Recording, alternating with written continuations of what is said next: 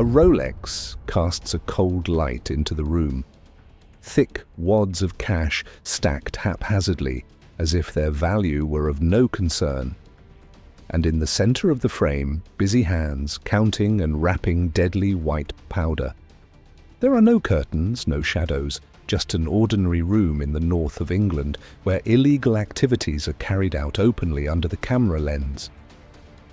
The story begins in the dense red brick streets of Cheetham Hill and follows the quieter lanes of Lancashire, where a name begins to creep in, whispered in conversations and cryptic messages. Mac's Drugs Line. At first, it is just a small stain on a clean cloth, unnoticed, but over time the stain spreads, seeps in, and leaves its mark in unexpected places. The faces in the videos are familiar, maybe the neighbor you greeted in the morning, or someone you caught a glimpse of at the gas station.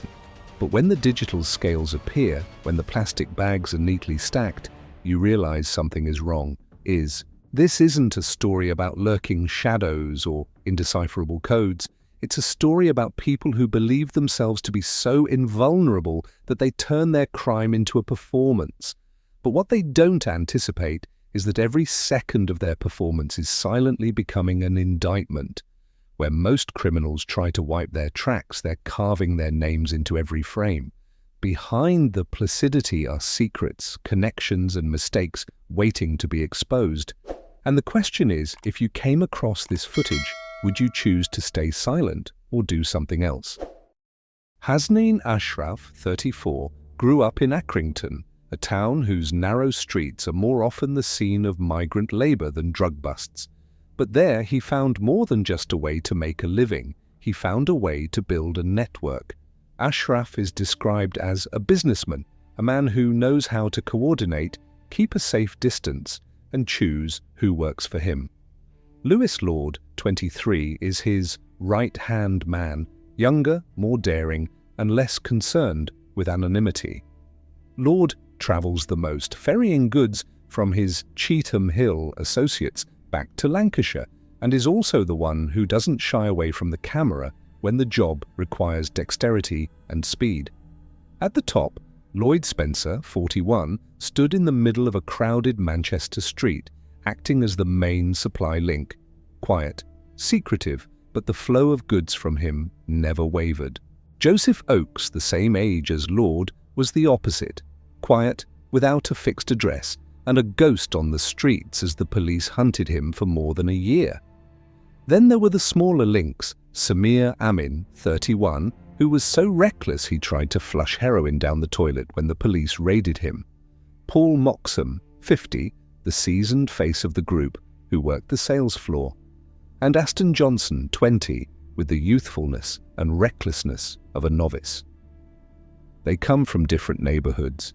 The red bricks of Accrington, the narrow lanes of Manchester, the cobbled streets of Oswald Twistle, but all are bound by an invisible thread, the profits of Class A drugs. There are no ideals, no lifelong commitments, just deals, handshakes, and the promise of a paycheck big enough to make the risk worth it. It wasn't a gunshot or a package falling from a car boot. It started much more quietly. A steady stream of text messages appeared on Lancashire phones, short, brazen messages advertising heroin and crack cocaine as if they were legitimate consumer goods. They didn't just appear and then disappear. They repeated regularly at set times with subtle variations in the language to avoid filtering. Some initially thought it was a cheap scam, but to experienced investigators, the regularity and the wording sent a red flag, a professional ring controlled from a central source. From the command room, officers tracked each phone number, each ping from the cell tower, and noticed something unusual. The signals weren't static, but were moving along the roads connecting Cheetham Hill to Lancashire. Each move coincided with a series of text messages. There were no gunshots or chases, but the cold numbers and location maps were painting the outlines of a network. And that's when investigators knew they were dealing with not a small group of amateur dealers, but a well-oiled drug machine. And they had just turned the gears. The Max Drugs line operated like a sophisticated production line where every step was calculated to ensure maximum profit and minimum risk, at least in the eyes of those who ran it, starting in the crowded, damp streets of Cheetham Hill, where Lloyd Spencer and Samir Amin acted as the warehouse keepers, Spencer quietly and discreetly keeping a constant supply of heroin and crack cocaine, while Amin was more agile, handling small shipments, and sometimes personally handing them over to Lewis Lord, Hasnain Ashraf's right-hand man, who kept the pace of the network, making regular trips to collect the goods from Spencer and Amin and take them straight to Lancashire on constantly changing routes to avoid being tracked, but always ending up in safe houses. Safe houses that looked like ordinary houses on the outside.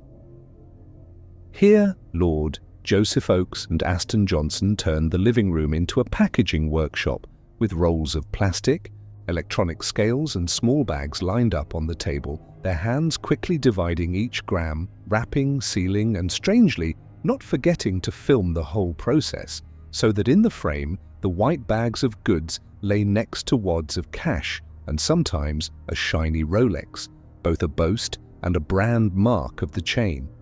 The next step belonged to Paul Moxham in his 50s, playing the role of a veteran retailer, making transactions arranged over the phone with no fixed address and taking place at constantly changing meeting points, but advertised by sending mass text messages to the customer list, sometimes with promotions or new arrivals announcements, turning this text message network into a thread connecting the entire system from warehouse, transportation, packaging to the hands of the final buyer. The proceeds were kept in safe places, hidden in drawers, shoeboxes, under the bed, next to the white, dusty electronic scales and the plastic bins that held the rest of the goods. No need for a complicated money laundering system because the cash flow was so fast. The operation of the Max Drugs line was as regular as a machine. Each link knew exactly what to do. Spencer and Amin secured the supply, Lord took care of the shipping and delivery to the packaging team, Oakes and Johnson divided and sealed the products, Moxham took the products to market, and in the center, Ashraf coordinated everything, avoiding appearing directly at the transaction points, but always knowing where the goods were, how much had been sold, how much money had arrived. The machine ran for months without incident. The repetition made them more confident, the regulars increased, and no one expected that a few souvenir videos would become the first stone that brought down the entire tower.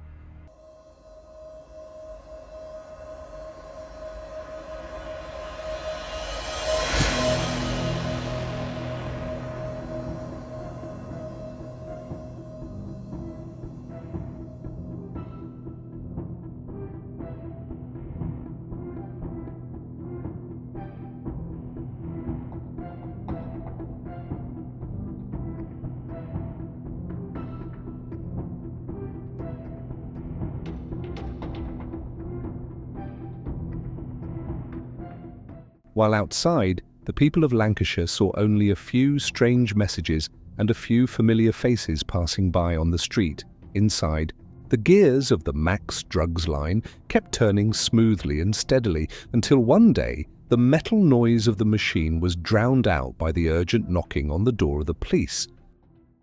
For months before the operation, investigators from Lancashire Police's East Exploitation team patiently followed the thinnest of leads. From mass text messages advertising drugs to delivery points that only existed for minutes on a map, every phone call was intercepted, every cell tower location signal was pieced together into familiar routes linking Cheetham Hill to Lancashire, and from there the picture of a tightly organized Class A drug network gradually emerged. The repetition of movements, timing, and even the way the transactions were made created a rhythm for the detectives to follow. They secretly filmed, photographed, recorded, and filed away every number plate, every face, every plastic bag that was fleeting during a transaction into thick files, waiting for the right moment to strike. In the early hours of 20 June 2023, as the fog still hung thick over the streets of Cheetham Hill, Accrington and Blackburn, a series of doors were smashed open in a massive manhunt. In Accrington, Hasnain Ashraf had barely woken up when a pounding on the door and shouts of "police" shattered the morning silence, and he was dragged from his bed, his wrists cold in handcuffs, while officers rummaged through every cupboard and drawer, quickly seizing a smartphone and the Rolex he had shown in the bragging videos. In Cheetham Hill, Lloyd Spencer was in his kitchenette when he was subdued, with a dusty digital scale and a plastic container of drug residue on the table, direct evidence against him. At the same time, in another Manchester flat, Samir Amin recklessly rushed into the bathroom, trying to pour a large amount of heroin down the toilet when he heard footsteps. But seconds later, the door was smashed open, police hands pinned him down, and the plastic bag, phone, and remaining cash were seized. In Oswald Twistle, Aston Johnson was arrested at the door, his phone containing the Max line number, scales and packaging, while in Altham West, Paul Moxham was caught dead, his phone still open to his customer contacts, data that was directly linked to the line's SMS system. Joseph Oakes, who had been missing from police sight for more than a year, believed he was safe until July 2024, when he was stopped by plainclothes officers at a suburban rendezvous point as he stepped out of his rented car, the snap of his handcuffs ending his escape and completing the encirclement of the entire network. As they were all taken back to the police station, the videos that had once been trophies to brag about, hands dealing, wads of cash tossed on the table, Rolexes glinting under the lights, became vivid confessions projected onto the interrogation room screens, each frame a knife cutting into the denials, and with each replay, the Max drugs line machine lost another gear, until all that remained was the scrap metal of an empire that once believed itself invulnerable but was recording its own demise. At Preston Crown Court, the 7 defendants entered the courtroom one by one, no longer the ones who had once held their heads high and looked straight into the camera as they packed their goods, but with bowed faces and averted eyes, standing before the jury and the prosecutor, surrounded by thick files, sealed exhibits and videos that had once been their trophies and now constituted irrefutable evidence of their guilt. The prosecutor opened with a short film. Hasnain Ashraf, 34, the ringleader and coordinator of the entire Max drugs line, stood silently watching as Lewis Lord distributed the goods. Lord, 23, his right-hand man in charge of transporting and collecting the drugs from Cheetham Hill to Lancashire. Lloyd Spencer, 41, the main supplier, standing in the kitchen next to the digital scales and plastic boxes containing drug residue. Samir Amin, 31, Spencer's associate, panicked in the bathroom as the police broke down the door. Paul Moxham, 50, a retailer, sat in front of his phone with his customer contacts open. Aston Johnson, 20, a young team member who helped pack, and Joseph Oakes, 23, a courier who had been on the run for more than a year. Each frame was matched with location data, text messages and witness statements, forming a solid chain of evidence. As a result, Ashraf was sentenced to 10 years and 4 months in prison, Lord to 8 years and 9 months, Spencer to 3 years and 9 months, Oakes to 2 years and 8 months, Amin to 2 years suspended. Moxham and Johnson both received 2 years suspended. The judge stressed that this was an organized crime ring that exploited vulnerable people and caused suffering to the community, and pointed out the complacency and carelessness of the defendants in recording their crimes as trophies. The arguments about youth, circumstances, and environment were quickly drowned out by the undeniable physical, digital, and photographic evidence. When the final verdict was announced, the murmuring in the courtroom died down to the steady tapping of pens on clerks' desks and the slight scuffling of chairs on wooden floors, bringing to a close a trial that not only punished a drug gang, but also served as a warning against the illusion of invulnerability. What made this case unique was not just the scale or the close coordination of the gang, but the way they put a leash around themselves with their own videos. While most modern crime rings go to great lengths to erase their digital footprints, the Max drugs line turned technology into a spectacle, treating cameras as a means of documenting their success rather than a potential threat. What had once been a way to assert their status in the underworld quickly became the spark that ignited their downfall, and the seemingly innocuous footage laid bare the entire structure of the network without requiring a confession. In Lancashire, the group's dismantling brought a temporary sense of calm, at least on the streets that had been plagued by text messages advertising drugs. But for law enforcement, it was just one victory in a long battle. Because the Max Drugs line is just a small slice of the larger picture of drug crime in the UK, where hundreds of other networks are still operating quietly, more sophisticated, more secretive, and less complacent. The lesson is not only for criminals, but for the community, that in an age where every action can be recorded, technology is both a shield and a double-edged sword, and sometimes it only waits for a subjective moment to turn from a profitable tool into a life sentence. As the courtroom doors closed and the convict vans drove away, the echoes of the case lingered on the streets of Lancashire. There were no more strange text messages, no more cars passing by on familiar corners, but there was no complacency on the part of law enforcement. They knew that today's victory was just a small, bright spot in the thick darkness of the drug market. There were other networks out there, less noisy, more cautious, and smart enough not to film their own crimes. But that made the work of cracking down all the more difficult, requiring patience, ingenuity, and a little luck. For the people, this case was not just a legal story, but also a reminder that public safety must always be proactively protected, not left to chance.